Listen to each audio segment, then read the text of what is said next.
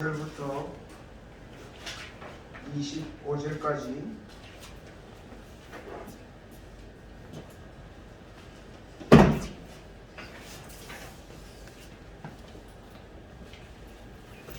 요한복음 2장 13절부터 25절까지 제가 봉독하겠습니다. 유대인의 유월절이 가까운지라 예수께서 예루살렘으로 올라가셨더니 성전 안에서 소와 양과 비둘기 파는 사람들과 돈 바꾸는 사람들이 앉아 있는 것을 보시고 노끈으로 채찍을 만드사 양이나 소를 다 성전에서 쫓아내시고 돈 바꾸는 사람들의 돈을 쏟으시며 상을 엎으시고 비둘기 파는 사람들에게 이르시되 이것을 여기서 가져가라. 내 아버지의 집으로 장사하는 집을 만들지 말라 하시니 제자들이 성경 말씀에 주의 전을 사모하는 열심이 나를 삼키리라 한 것을 기억하더라. 이에 유대인들이 대답하여 예수께 말하기를 내가 이런 일을 행하니 무슨 표적을 우리에게 보이겠느냐. 예수께서 대답하여 이르시되 너희가 이 성전을 헐라 내가 사흘 동안에 일으키리라. 유대인들이 이르되 이 성전은 46년 동안 지었거늘 네가 3일 동안에 일으키겠느냐 하더라. 그러나 예수는 성전된 자기 육체를 가리켜 말씀하신 것이라. 죽은 자 가운데서 살아나신 후에야 제자들이 이 말씀하신 것을 기억하고 성경과 예수께서 하신 말씀을 믿었더라.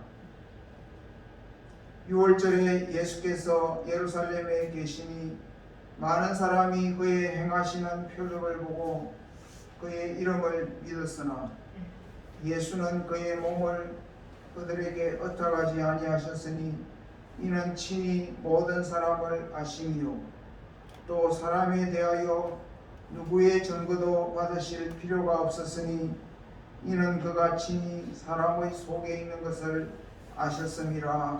아멘. 아멘. 오늘 우리 신선교사님 사모님 또 아들 또 오셨네요. 우리 반갑습니다. 한번 환영하고 설교하겠습니다.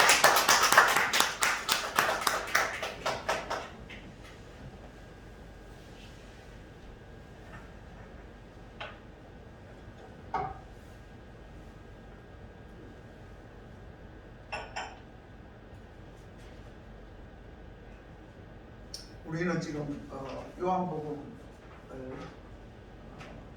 계속해서 강의 설교로 듣고 있습니다. 오늘은 6번째 시간인데 이제 지난 주일에는 우리가 예수님께서 갈릴리 가나의 한 혼인 잔치집에서 물로 포도주를 만드신 첫 표적에 대해서 같이 말씀을 들었습니다. 표적이라고 하는 것은 그냥 단순한 기적이 아니고 우리 예수님께서 하나님께서 보내신 이 세상의 구원자 메시아이심을 증거하는 그러한 기적이고 또 하나님의 아들이심을 증거하는 기적이기 때문에 징표가 되는 그런 기적이기 때문에 표적이라 그렇게 한다고 말씀드렸습니다. 그래서 이제 예수님께서는 계속해서 요한복음에 이렇게 예수님 자신이 하나님으로부터 보내심을 받은 그리스도시고 하나님의 아들이심을 나타내시는 표적들을 계속 행하셨습니다. 그런 표적들이 요한복음에 여러 차례 많이 기록이 되어 있습니다. 그래서 우리가 요한복음을 설교를 하고 또 성경을 읽고 하면 우리가 이 표적을 행하신 예수님에 대해서 듣고 또 생각하면 그 결과는 어떻게 되어야 되겠습니까? 예수님이 어떤 분인 줄을 우리가 믿어야 되겠습니까? 예수님이 하나님이 보내신 그 우리의 구원자이시고 또 하나님의 아들이심을 믿어야 할 줄로 압니다. 우리가 하나님께서 이 말씀을 통해서 우리에게 그러한 믿음 주시기를 기도합니다.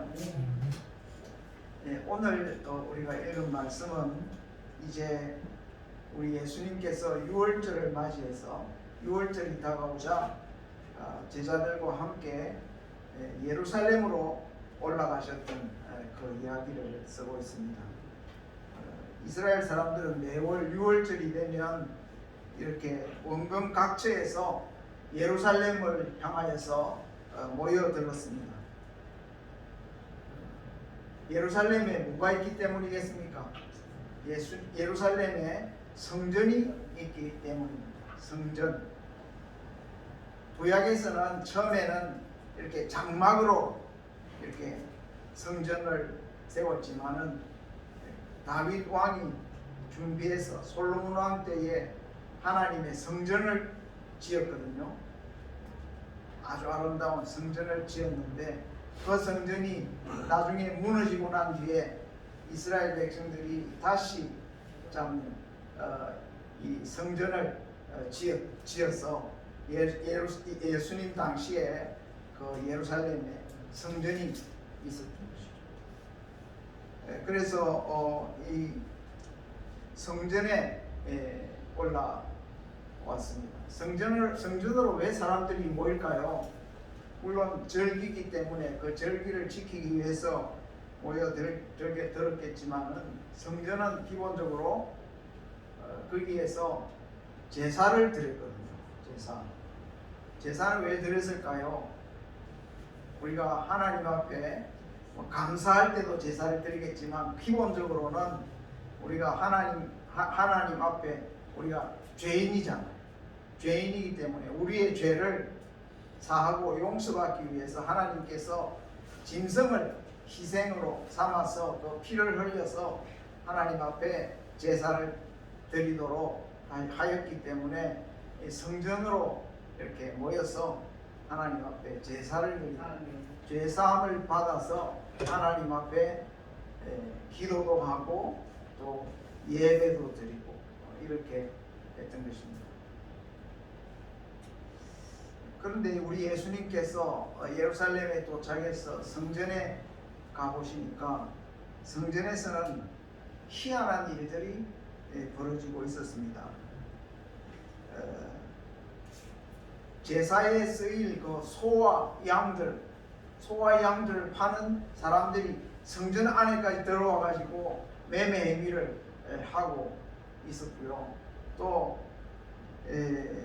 성전에서 돈을 바꾸는 사람들이 이렇게 환전해 주는 사람들이 거기에서 동전을 이렇게 준비해 놓고는 사람들이 성전세를 내는데 성전세를 로마의 돈이 아닌 그 유대 사람들이 쓰던 그 돈으로 이렇게 바꿔야 하는데 그 돈을 바꾸는 그 일을 갖다가 거기서 하고 있었고요. 또 비둘기를 그 제사를 드릴 때 돈이 없는 사람은 비둘기로 제사를 드릴 수 있도록 그렇게 하나님께서 가난한 사람들을 배려해서 비둘기로 제사를 드리게 하셨는데 비둘기를 파는 사람들도 그 성전 안에 들어와서 앉아 있었습니다.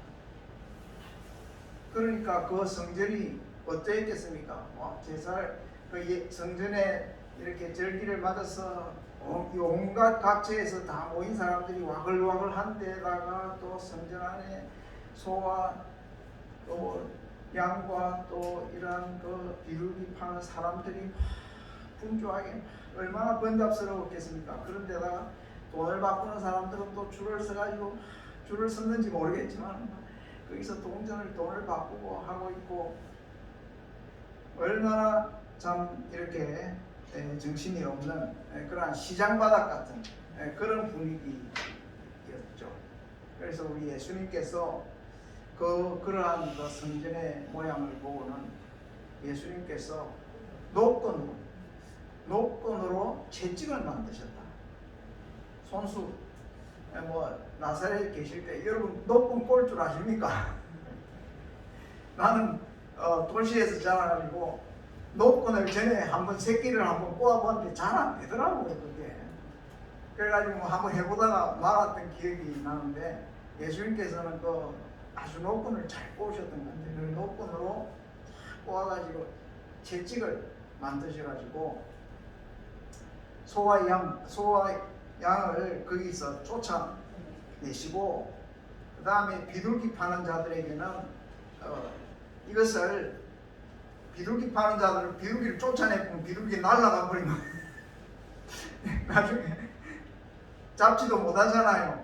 그러니까 비둘기 파는 자들에게는 말씀으로만 이것을 여기서 가져가라 이렇게 말씀하시고, 또 동전 파는 자들 앞에 이렇게 상을 펼쳐 놓았는데 그 상을 갖다 예수님께서 뒤엎어버리시고 그리고는 그들을 다 이렇게 나가도록 쫓아내셨고, 예수님께서 또한 말씀하셨는데 이렇게 말씀하셨습니다. 내 아버지 집을 뭐하는 곳으로? 장사하는 집으로 만들지 말라. 내 아버지 집을 뭐라고요? 장사하는 집으로 만들지 말라. 예배를 드리러 와서 하나님 앞에 참 이렇게 경건하고 조용하게 예배를 드려야 되는데, 얼마나 예배 드리러 가는 성전 입구부터 벌써 막 완전히 시장 바닥이 되어가지고 이렇게 사람들이 돈을 벌려고, 또 사람들이 많이 모이니까 꼭 우리 졸업식 때 꼭 팔고 이런 사람들 막 장사하는 사람들이 막 졸업식장 앞에 막 절치고 있는 그런 모습, 그보다 더한 거죠. 그런 모습들을 하고 있으니까 예수님께서 아주 격하게 이렇게 성전에 장사하는 사람들을 다 쫓아내신 이러한 모습들을 우리가 읽게 되었습니다.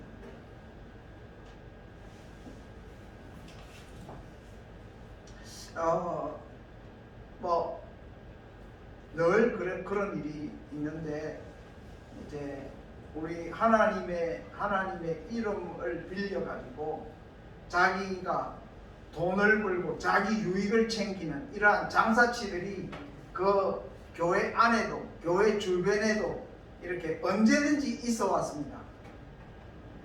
그런데 하나님께는 아무 관심이 없고, 하나님께 예배드리고 하나님께 참 자기의 죄를 자백하고 참 하나님의 은혜를 구하는 그런 하나님께 나아가는 데는 관심이 없고, 성전 앞에 떡 자기 장사판을 벌려놓고는 이렇게 오히려 성전으로 참 예배하러 온 사람들의 그 앞길을 해방하고 방해하는 이러한 사람들이 늘 이렇게 구약 시대에도 있었고 신약 시대에도 있었고 오늘 우리 시대에도 있는 것이죠.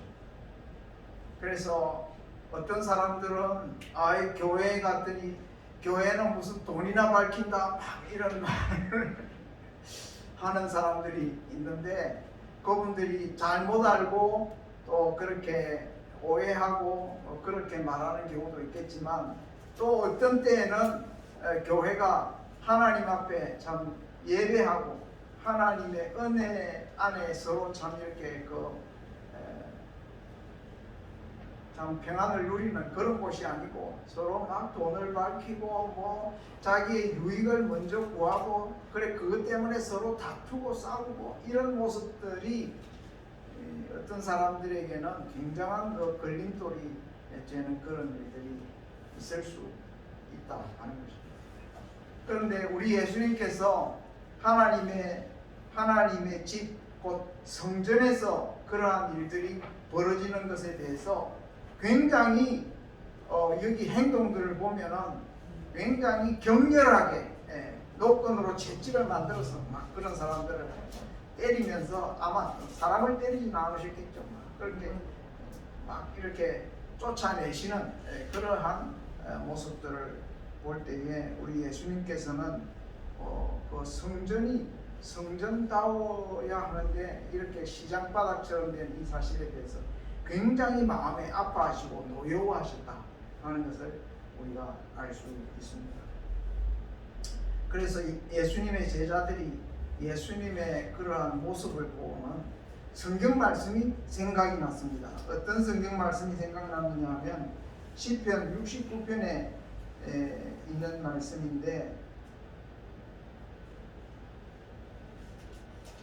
주의 전을 사모하는 열심이 나를 삼키리라. 주의 성전을 사모하는 열심이 나를 삼키리라. 열심히 아주 모든 그러한 생각보다도 더 앞서서 얼마나 주의 전을 사모하는 열심이 큰지 그것을 이렇게 표현하고 있습니다. 여러분 한번 우리가 우리 자신들을 돌아보십시오. 우리 하나님이 계신 하나님 아버지 앞에 나아가는 이 일을 여러분들은 얼마나 사모하고 계십니까? 참 내가 죄가 있고 하나님 앞에 나가기에 여러 가지 거리낌이 있다 하더라도 예수 그리스도 안에서 나를 이렇게 용납하시고 이렇게 죄를 용서하셔서 하나님 앞에 나올 수 있도록, 그래서 하나님의 집에 이렇게 함께 거할 수 있도록 하시는 우리 하나님, 그 하나님 앞에 나아가기를 얼마나 절개하시고 사모하십니까? 내가 은혜 가운데 있는지 없는지를 이렇게 한번 생각해 보면 주일날 토요일 저녁부터 주일 아침에 어느 정도 판명이 나요. 토요일 날이 이렇게 됐는데 아유 내일 또 교회 가야 되나, 가기 싫어, 어디 다른 데 가야 되겠어, 어디 핑계 댈 거 없어, 목사님 전화 오면 핑계를 대야지. 이런 마음을 가지고 있으면 주의 전을 사모하는 열심이 없어. 그런데 어떻습니까?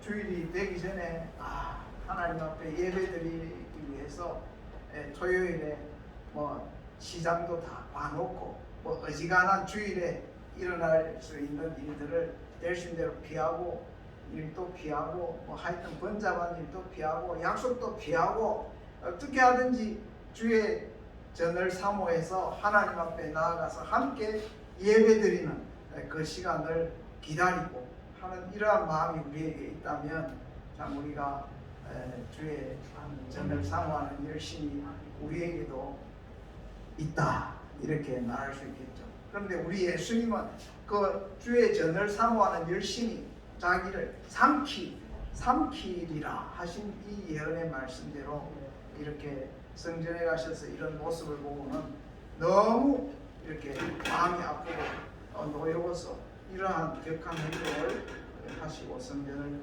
청소하신, 깨끗하게 하시는 그러한 모습을 우리가 보았습니다. 그런데 그 예루살렘 성전에서 소와 양과 비둘기 파는 사람, 그 다음에 동전을 바꾸는 사람, 이런 사람들이 그 성전 밖에서도 아니고 안에 입구까지 이렇게 들어와가지고 이 진을 치고는 막 그렇게 할 수 있는 것은 그 종교 지도자들이 허용하지 않으면 할 수 있겠습니까? 물론 그런 성전에 오는 사람들의 편의를 위해서 했다 하지만 사실은 그 성전이 어떤 곳인지를 잘 아는 종교 지도자들이 그것을 허락하지 않으면 결코 그렇게 할 수 없는 일인데, 그들이 그렇게 할 수 있었던 것은 종교 지도자들이 그것을 허용했기 때문에. 왜 허용했을까? 물론 사람들의 편이 그런 걸 핑계 삼았을지 몰라도 사실은 그 장사하는 사람들은 얼마나 그 자기에게 그런 이권을 허락해 주는 사람에게 부정 같으면 막 쇠고기를 막 한 판 갖다 준다든지 이렇게 상납을 하지 않겠습니까? 그렇기 때문에 그러한 사람들이 막 돈을 버는 그 이면에는 종교 지도자들도 뭔가 물질적인 이득이 있었으리라 짐작을 할 수 있는 것입니다. 그런데 이렇게 예수님이 나타나셔서 그 성전 입구에 그 판을 갖다가 막 이렇게 휘저으면서 그냥 다 쫓아내시니까, 물론 장사하는 사람들도 도대체 저 사람이 누구야 하면서 이상하게 생각했겠지만, 그 제일 그 권위를 훼손받은 사람이 누구겠습니까? 그 당시에 유대교의 성전을 맡은 사람들과 또한 그 주변에 있는 그 유대인들이 제일 위신이 깎이고 권위가 서지 않는 그런 이상한 사람이 나타나가지고 이상한 짓을 한다. 이러니까 예수님에게 나와서 예수님에게 이렇게 말했습니다. 내가 이런 일을 행하니 무슨 표적을 우리에게 보이겠느냐. 야, 여기도 표적이란 말이 나오죠. 네가 도대체 누구길래 이 성전에 나타나가지고 여기에서 막 그렇게 채찍을 휘두르면서 마치 네 세상인 것처럼 이렇게 행패를 부리니, 도대체 네가 누구냐? 네가 누구인지를 우리에게 보일 만한 표적이 무엇이냐 하면서 예수님에게 막 대들었던 것이죠. 이 분위기를 이해하시겠습니까? 그랬을 때 우리 예수님께서 뭐라고 대답하셨습니까? 오늘 이 말씀이 참 중요한 말씀인데 제가 한번 읽어볼 테니까 여러분들이 따라하시기 바랍니다. 너희가 이 성전을 헐라 내가 사흘 동안에 일으키리라. 예수님이 이렇게 말했습니다. 여러분, 집을 세우는 게 쉽습니까? 하는 게 쉽습니까? 하는 게 쉽죠. 세울 때는 온갖 걸 다 신경 쓰고 그 다음에 뭐 차곡차곡 이렇게 해가지고 세워야 되지 않습니까? 그런데 예수님께서 너희가 이 성전을 헐라 내가 사흘 동안에 일으키리라 이렇게 말씀하셨습니다. 그때 그 유대인들이 그 말씀을 듣고는 참 가소롭고 기가 찼던 것이죠. 그래서 이렇게 말했습니다. 이 성전은 46년 동안에 지었는데 어찌 내가 3일 동안에 일으킬 수 있다고 하느냐. 몇 년 동안에 지었다고요? 46년이 걸렸다는 겁니다. 그런데 네가 사흘 동안에 다시 일으켜? 진짜 웃기고 있네 이 친구. 이렇게 말했던 것이죠. 예수님의 제자들은 그 말을 그때 이해했을까요? 예수님의 제자들도 예수님의 그 말을 도무지 이해를 할 수가 없었습니다. 아니 46년에 걸쳐 지은 이 성전을 사흘 동안에 다시 일으킨다? 도대체 저게 무슨 말씀이야? 하면서 그 말씀을 늘 이상하게 생각을 했지만 예수님에게 물어보지도 않았을 뿐 아니라 그 말씀을 잘 이해도 할 수 없었어요. 그런데 예수님께서 십자가에서 죽으시고 나서 제3일에 다시 부활하셨지 않습니까? 제자들이 예수님의 부활하신 모습을 보았죠.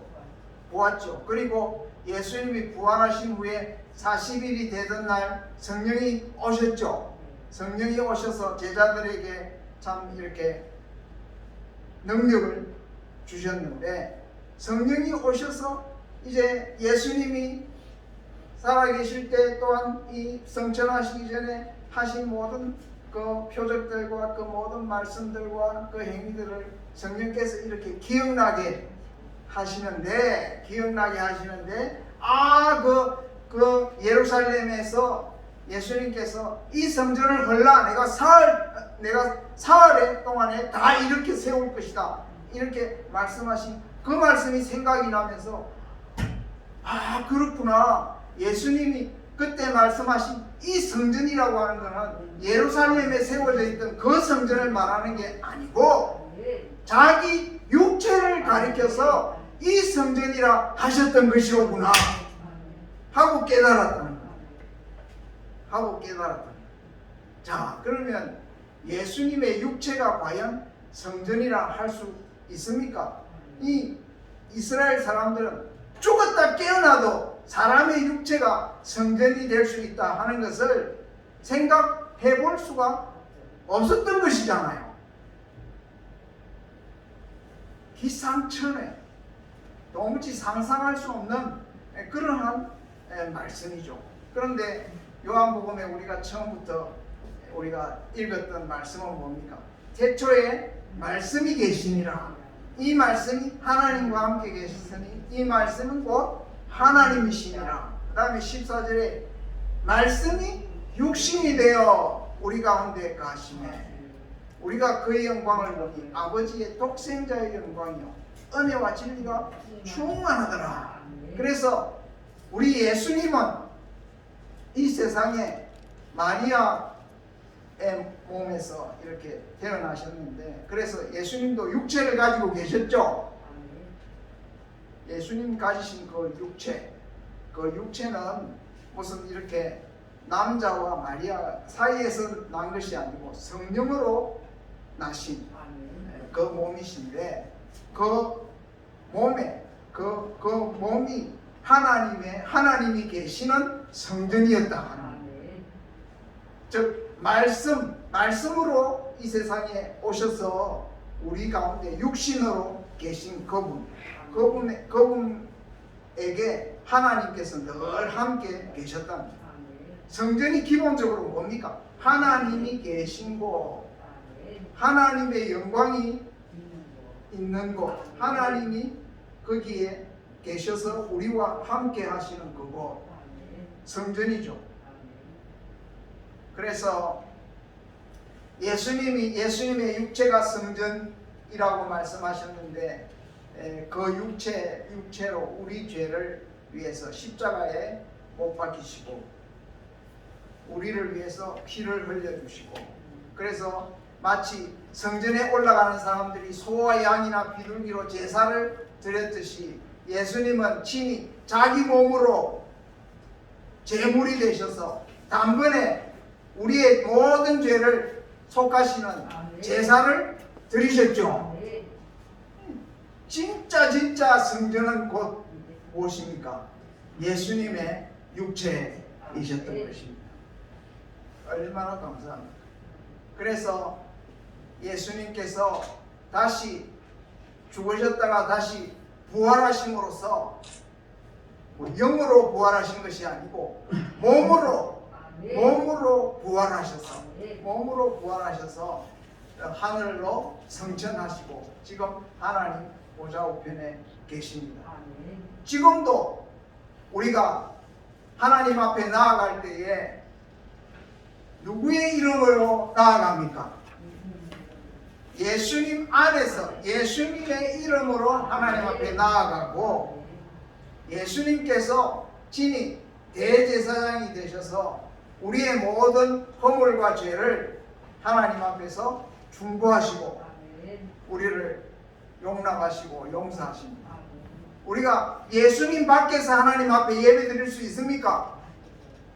예수님 없이 하나님 앞에 나아갈 수 있습니까? 지금도 우리가 이 시간에도 하나님 앞에 나와서 예배 드릴 수 있는 것은 오직 우리 주 예수 그리스도 안에서 하는 것입니다. 그렇기 때문에 예수님은 예루살렘 거기 지어진 그 성전은 나중에 돌 하나도 돌 위에 남지 않고 전부 다 무너뜨려졌어요. 왜? 참 성전이신 예수님께서 이제 우리에게 임하셨기 때문에, 더 그림자와 같은 그 성전은 더 필요가 없기 때문에 하나님께서 산산조각을 내셨어요. 그러나 십자가에 죽으시고 부활하신 예수 그리스도께서 친히 성전이 되셔서 하나님의 영광이 그 위에 계시고 우리가 그 예수 그리스도 안에서 하나님 앞에 나아감을 얻게 하셨다. 그렇기 때문에 부활하신 예수 그리스도는 곧 뭐라고요? 하나님의 성전이시다. 그래서 예수님의 이 말씀은 그때 제자들은 다 깨닫지 못했지만 정말 놀라운 말씀이다 하는 것이죠. 너희가 이 성전을 뭐라고요? 헐라는 말은 예수님을 십자가에 못 박혀 죽여도 너희들이 이 성전을 헐어도 내가 사흘 만에 다시 일으키리라. 즉 예수님의 십자가에 죽으신 후에 제3일에 부활하실 것을 미리 말씀하신 것입니다. 그래서 예수님의 부활은 예수님이 과연 우리의 죄를 사하시기 위해서 하나님의 보내신 바로 그 그리스도이심과 하나님의 아들이심을 증거하는 징표가 되는 표적이다. 예수님이 행하신 그 어떤 표적보다도 더 큰 표적이 예수님의 부활이에요.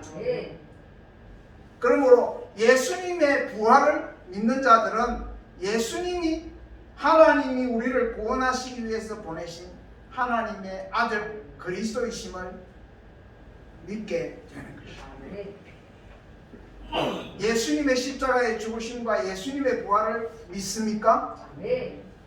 그것은 무엇을 믿는다는 것입니까? 예수님이 곧 하나님이 보내신 온 세상의 구주가 되심과 하나님의 아들이 되심을 내가 믿는다는 것입니다. 표적을 보고서 누구를 믿는다고요? 예수님을 믿는다는 것입니다. 우리가 이 믿음을 가질 수 있기를 바랍니다. 그런데 오늘 이 말씀 끝에 참 어떻게 보면은 왜 이 말씀을 여기서 하시나 그런 말씀이 거기에 기록이 되어 있어요. 그것은 23절부터 25절에 있는 말씀인데 예수님께서 6월절에 예루살렘에 계셔서 많은 사람들 앞에서 여러 가지 표적을 행하셨는데 그 표적을 본 사람들이 예수님의 이름을 믿었다. 예수님의 이름이 뭐죠? 그리스도, 메시아이심을 믿었다는 겁니다. 믿었는데 예수님은 또 예수님의 반응은 어떠합니까? 예수님은 그의 몸을 그들에게 흩어가지 아니하셨으니 이는 친히 모든 사람을 아시며 또 사람에 대하여 누구의 증거도 받으실 필요가 없었으니 이는 그가 친히 사람의 속에 있는 것을 아셨습니다. 참 이 말씀이 여기에 기록되어 있습니다. 사람들이 말로는 예수님을 저분이 그리스도가 아니냐 하면서 예수님을 입술로는 믿는 것처럼 이렇게 말을 했지만은 예수님이 보실 때 그 사람의 속에 있는 것을 아시는 거야. 그 속에는 여전히 온갖 더러운 생각과 온갖 탐심과 그 다음에 그 사람의 은밀한 온갖 죄악들을 예수님께서 다 아시는 거야. 그러니까 예수님께서 그 몸을 그들에게 ը타가지 아니하셨다 하는 것은 예수님께서 그들에게 와서 그들과 함께 동거하기에는 이 사람들이 아직도 죄 사함을 받지 못했을 뿐 아니라 아직도 온갖 죄악 가운데 온갖 더러운 가운데 온갖 더러운 일들을 예사로 행하는 그러한 삶을 살고 있었기 때문에 예수님께서 그들을 의지할 수 없었다 이렇게 말씀합니다.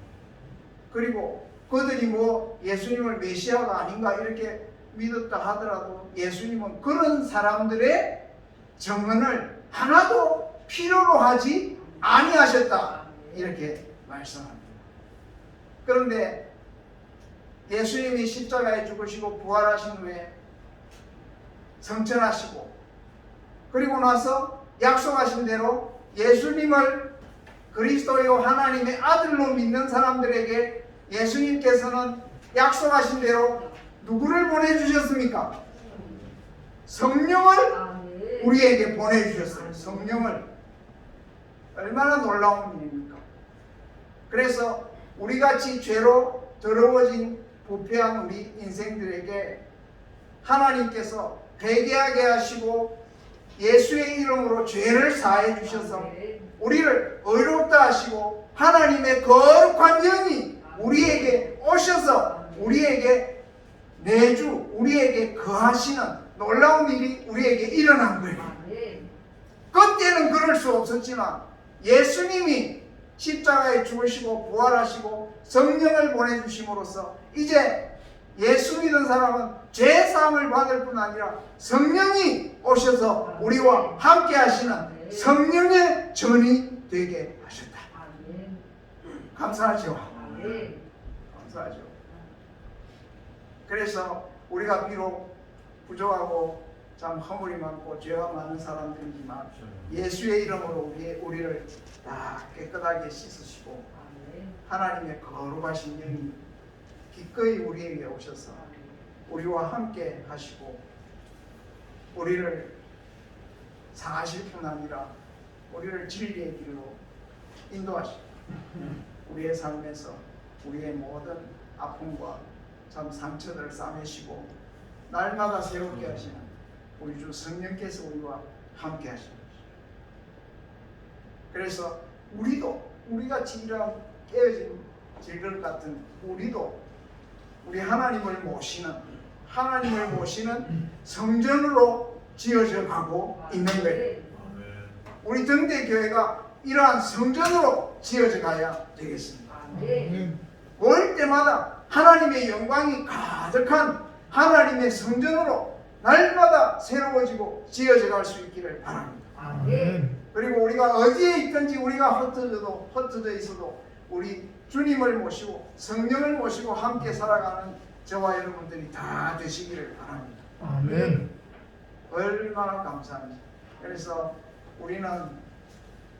우리로 보면 아무것도 아니고 우리는 하나님이 도무지 우리를 함께 거할 수 없는 사람들이지만 그러나 우리 주 예수 그리스도 안에서 우리를 깨끗게 하시고 우리 하나님이 거하실 만한 그러한 처소가 되게 하셨다.